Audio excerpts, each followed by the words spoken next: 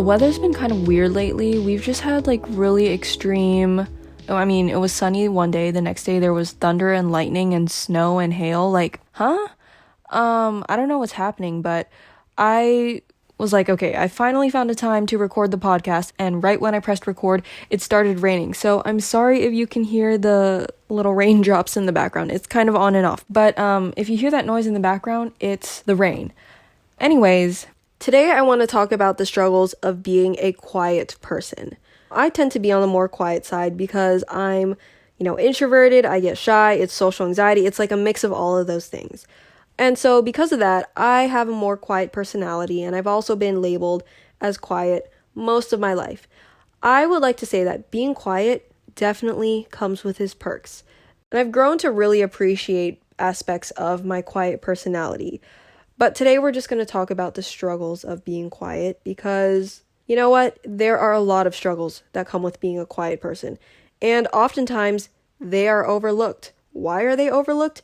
If you're quiet, you're more likely to stay quiet about the situation than to say anything. Like personally, if someone was giving me a hard time about being quiet, then I'm not going to openly say anything to them. I'm just going to keep it on the down low, and it's just going to linger there. You know what I mean?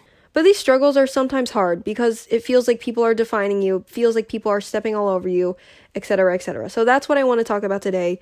Today we are going to talk about the struggles of being quiet. First off, the world is basically built for extroverts. Extroverts are just naturally more favored. It's the more desirable personality that people tend to gravitate towards. And, extroverts speak up. They're not afraid to talk. They like to express their thoughts and feelings and emotions out loud. And because they're comfortable communicating in this way, they sound more capable. They sound more charismatic. They sound more social, and those are desirable traits when it comes to interacting with other people. In contrast, introverts, because they're on the quieter side, they tend to come off as more incapable. Someone who doesn't have a lot to contribute to the world, someone who's maybe more soft or weak than the average extroverted person. We just operate in a society where, the loudest people, the people who aren't afraid to vocalize their thoughts, their opinions, the people who find comfort in using their voice and being the loudest are the people who are the more fun people, the best people to be around, the brightest people. And I feel like this is something that's put into our heads at a very young age, that being extroverted is more desirable than being introverted. Because as kids, when you're in school, we've all seen the group of the popular kids. And that group would always typically comprise of all the extroverted kids, all the kids who were loud, all the kids who were funny. They were able to make a big impression because they were extroverts. And it sort of teaches you this lesson when you're a kid that in order to be cool, in order for other people to really like you, and in order for you to be considered as the popular kid, you have to be an extrovert. You have to take on the persona that they have. They're always the loudest people in class. They're personable. They have a ton of friends. They know everyone. They befriend the teachers. And you can tell that, even the teachers favor those kids. It's like the group of girls who act like the teacher is their best friend, and they're loud and they make an impression, and the teacher just loves them, which just makes them seem, superior because they're in control and they bring the most attention because they are the loudest people. Which then teaches you that the most extroverted people are the ones who are most desirable in society.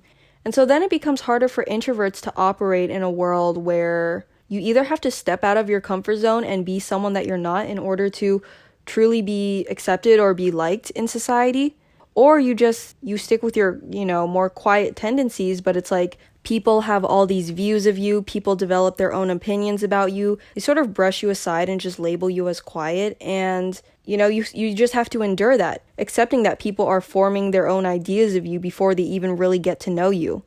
I've always felt like my introversion was a bad thing, and it wasn't until I started to really reflect and I was like, hey, these are the things I really love about being an introvert. But I feel like when it came to the outside world, people would make it hard to be an introvert and to just, exist in a classroom or a workspace where people want you to participate, people want you to raise your hand, gotta constantly keep in contact with everybody on your team in order to move forward. Like society is built on being social. And so there's no room for introverts to thrive in a place where we constantly feel this pressure and anxiety to communicate.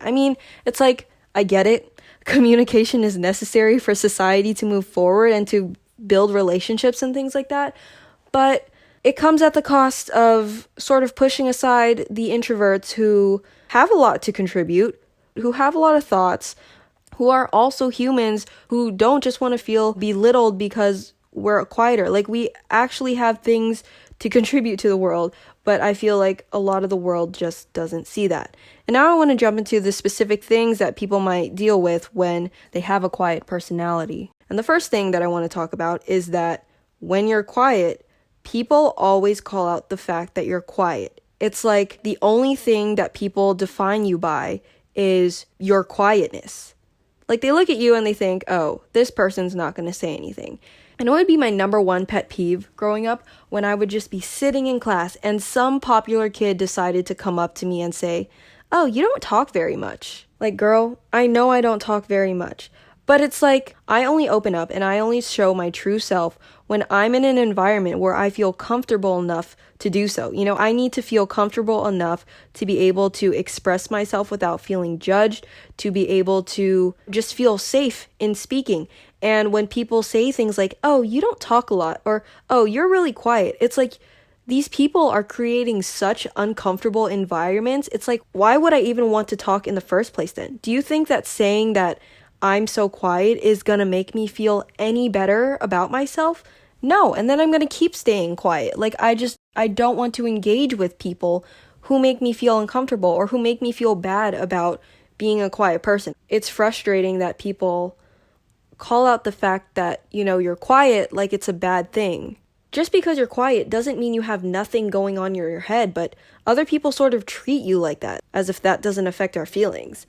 I had a friend one time, and I had invited him to go play draw battle with me and my other friend online. And so we were playing draw battle, and he didn't know my other friend, so this was his first time seeing, I guess, me and my other friend sort of interact. And we were playing the game. It was fine. I was having a good time. But then after the game, he messaged me and he was like, I can't believe you guys are actually friends. You guys are opposites. Like, you're so quiet. And I was like, huh? First of all, why did he even have to point that out? This is yet another person who is defining me by my quiet personality. This is someone who I've gotten to know quite well. So they've seen other sides of me, yet the only thing they're really calling out is me being quiet. If you know, that's the only thing you're going to define me by, then I don't feel good. Like, it's not a pleasant environment to be in, where people overlook all of your other characteristics, all of the other parts of your personality, and simply label you as the quiet kid. I mean, think about it. If I were to say to an extrovert, why are you so loud? Like, that doesn't sound good. That doesn't feel good. And, you know, that goes for the same with saying, why are you so quiet? It doesn't make an introvert feel good. The second struggle that quiet people tend to deal with is that when you're quiet, people think you're purposefully not saying anything, like you don't want to talk to other people because you hate them all and you're rude. And so people form their own opinions about you even before getting to know you. They label you as boring or emotionless or cold, and it doesn't help when you have a resting bitch face.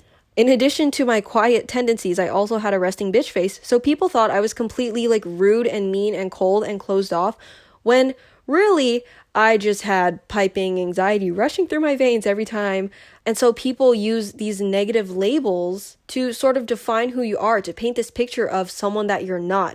In high school, I was sitting next to this girl, and in the beginning, especially before I get to know a person, I'm extremely quiet. When I'm in the stages of first meeting someone, I'm extremely quiet and I'm shy, and that's just who I am. And eventually, you know, she was great, and we became really good friends.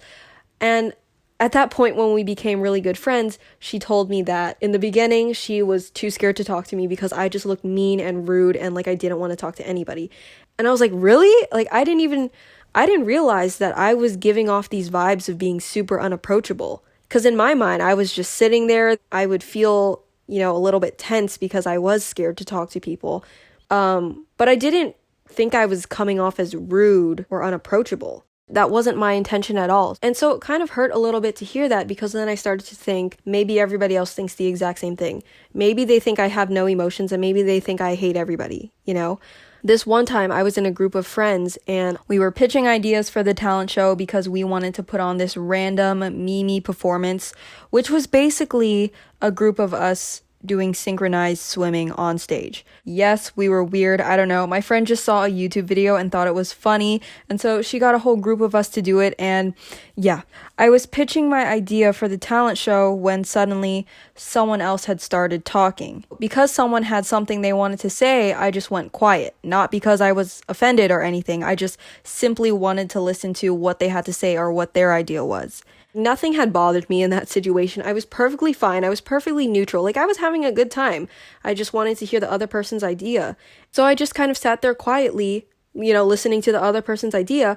And this guy looked at me and he was like, whoa, whoa, whoa, why are you so angry? Like, we can go with your idea if you want. And I was like, what are you talking about? I was literally just sitting there trying to listen to the other person's topic. I guess this guy interpreted it as me having issues with the other person's idea. And I think it's because I fell quiet, Again, it's frustrating because people are associating being quiet with having a negative personality. And that couldn't be farther from the truth. And so that kind of leads me into this third struggle that quiet people tend to deal with. Quiet people aren't always quiet. Sometimes they have something to say, or sometimes they muster up the courage to speak. And who knows, it might actually take you a lot of courage to get yourself to the point where you're like, hey, I'm actually going to contribute. Once you muster up the courage, you say something out loud, but then when you say something, nobody hears you. Nobody responds to you and it goes quiet, or somebody just cuts you off or brushes you aside. And at that point, it's like, why even bother? You know what I mean? It's like, damn, the one time that I say something, nobody cares, nobody listens, nobody acknowledges. The other day I went to this gathering, it was like a lunch, and there were about 10 other people, and we were just chilling at the park, sitting on picnic blankets, and I don't really remember what the conversation was, but I do remember someone had asked a question to the group, and I decided to answer, and nobody responded, so I was like, okay. But then after that moment of silence, 2 seconds later, someone said the exact same thing that I said, and everybody responded. So I was like, okay. Either nobody heard me, which, I think I said it kind of loud, or everyone just decided to ignore me and then acknowledge the other person who said the exact same thing as me, which I was confused because I was like, I literally said my answer in a moment of silence. I don't know what the disconnect was, but, the one time I tried to answer something in a group setting, nobody responded to me, and those are just some of the struggles of being a quiet person. But I do want to end with this fourth struggle here,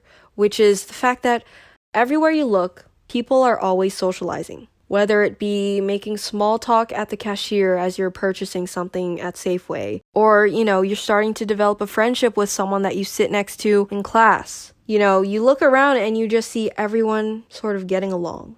And sometimes, when you're looking around and seeing all of that, it can just make you a little bit sad because it's like, I'm the only one not talking. I'm not the kind of person who can make engaging small talk with somebody at the cashier or who can spike up a conversation with somebody at the mall.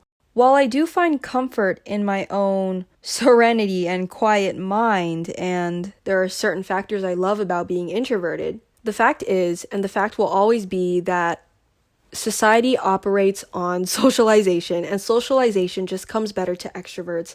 And so it's just going to be hard sometimes for quieter people to get along in a world that thrives on open communication.